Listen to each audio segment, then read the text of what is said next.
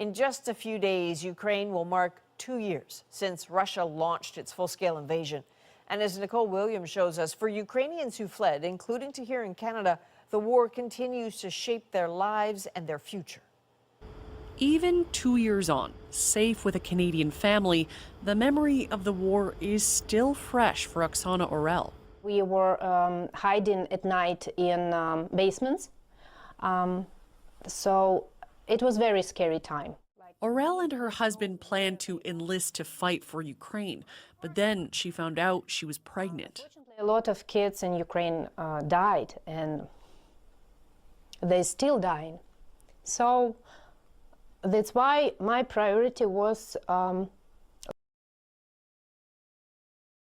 a lot of them are also being like smuggled out of the country, like without any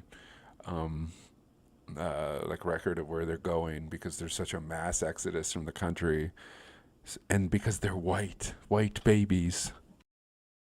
Left my country.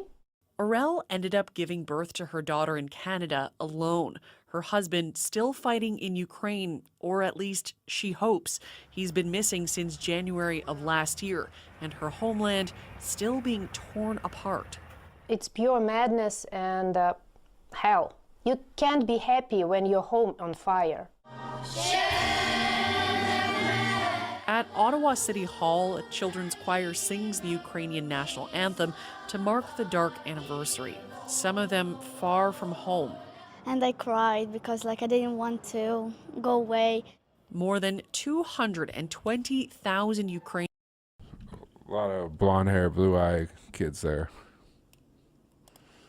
Ukrainians have arrived in Canada since the war began. Many of us prayed that we wouldn't be standing here today, marking the second anniversary. Ukraine says it's running out of ammunition. Canada has already donated many of its available artillery shells.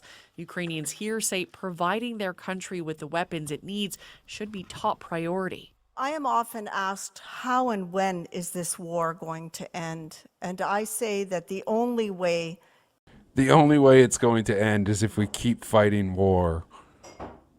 This is their insane paradox. The only way it's going to end is if we keep arming the massively outnumbered and equipped military to fight a battle that they cannot win. That's the only way this ends. Is to end with victory for Ukraine. Ukrainians in Canada continue to try and build a life here, but some say they haven't yet let go of the hope that someday they might be able to return home.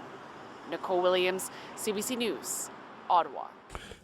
Google Operation Unifier and see how much Canada played a role in all of this. Not unprovoked.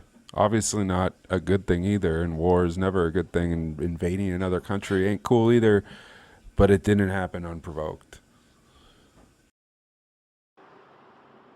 And later, Briar Stewart and Margaret Evans will join us. Both have covered the war on the ground. We will break down what Ukraine is bracing for next. That is coming up in the Breakdown.